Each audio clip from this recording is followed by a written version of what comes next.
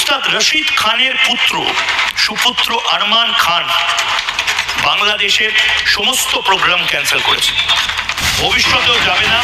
এই মুহূর্তের breaking news, বাংলাদেশে হিন্দু নিধনের প্রতিবাদে বাংলাদেশে নিজের একাধিক গানের অনুষ্ঠান বাতিল করলেন উস্তাদ রশিদ খানের পুত্র আরমান খান। বাংলাদেশি আয়োজকদের সরাসরি না করে দিয়েছেন এবং বাকি বাংলাদেশি শিল্পীদেরও মুখ খুলতে বলেছেন এই মৌলবাদের বিরুদ্ধে। আরমান খান এই সাহসটা দেখাচ্ছে, আরমান খানরা যে সাহসটা দেখাচ্ছে চোখে চোখ রেখে বাংলাদেশিদের আইসোলেট করতে, যেভাবে লড়াইটা লড়েছে আরমান এরা স্ট্যান্ড নিয়েছে এবং মানে অ্যাপ্রিসিয়েট করছে এই স্ট্যান্ড। বাংলাদেশে তো প্রচুর টাকা দেবে ভারতীয়দের, মানে ভারতে আরমান খান ময়ূখ রঞ্জন ঘোষের যে ভারতে, সে ভারতে আমরা যাতে ভালো করে থাকি, বাংলায় যাতে ভালো করে থাকি, তার জন্য এবার লড়াইটা করতে হবে।